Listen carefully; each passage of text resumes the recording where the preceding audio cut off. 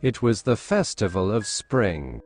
From the wintry shades of narrow lanes and alleys emerged a gaily clad humanity. Some walked, some rode on horses, others sat, being carried in bamboo and bullock carts. One little boy ran between his father's legs, brimming over with life and laughter.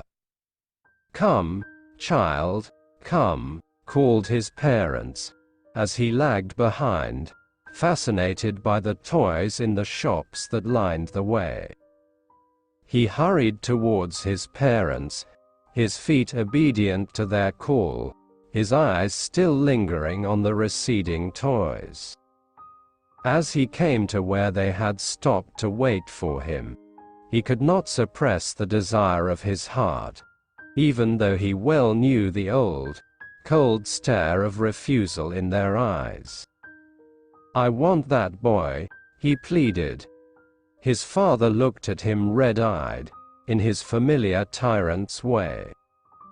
His mother, melted by the free spirit of the day, was tender and, giving her finger to hold, said, "Look, child, what is before you?" It was a flowering mustard field, pale like melting gold as it swept across miles and miles of even land. A group of dragonflies were bustling about on their gaudy purple wings, intercepting the flight of a lone black bee or butterfly in search of sweetness from the flowers. The child followed them in the air with his gaze, till one of them would still its wings and rest, and he would try to catch it. But it would go fluttering, flapping, up into the air, when he had almost caught it in his hands. Then his mother gave a cautionary call. "Come, child, come on to the footpath." He ran towards his parents gaily and walked abreast of them for a while, being, however, soon left baying, attracted by the little insects and worms along the footpath that were teeming out from their hiding places to enjoy the sunshine. "Come, child, come." His parents called from the shade of a grove where they had seated themselves on the edge of a well. He ran towards them. A shower of young flowers fell upon the child as he entered the grove, and forgetting his parents, he began to gather the raining petals in his hands. But he heard the cooing of doves and ran towards his parents, shouting, "The dove! The dove!" The raining petals dropped from his forgotten hands. "Come, child, come." They called to the child, who had now gone running in wild capers round the banyan tree, and gathering him up they took the narrow, winding footpath which led to the fair through to the mustard fields. As they neared the village, the child could see many other footpaths full of throngs, converging to the whirlpool of the fair, and felt at once repelled and fascinated by the confusion of the world he was entering. A sweetmeat seller hawked gulab jamun, rasgulla, burfi, jalebi, at the corner of the entrance, and a crowd pressed round his counter at the foot of an architecture of many-colored sweets, decorated with leaves of silver and gold. The child stared open-eyed, and his mouth watered for the burfi that was his favorite sweet. "I want that burfi," he slowly murmured. But he half knew as he begged that his plea would not be heeded because his parents would say he was greedy.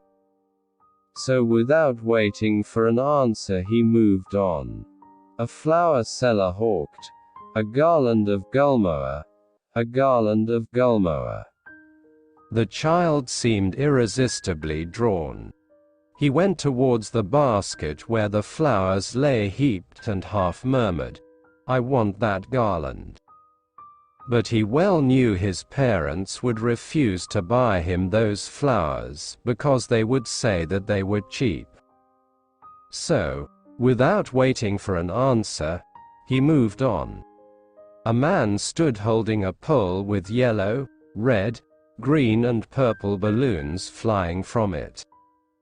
The child was simply carried away by the rainbow glory of their silken colors, and he was filled with an overwhelming desire to possess them all. He walked on farther. A snake charmer stood playing a flute to a snake which coiled itself in a basket, its head raised in a graceful bend like the neck of a swan, while the music stole into its invisible ears like the gentle rippling of an invisible waterfall. The child went towards the snake charmer.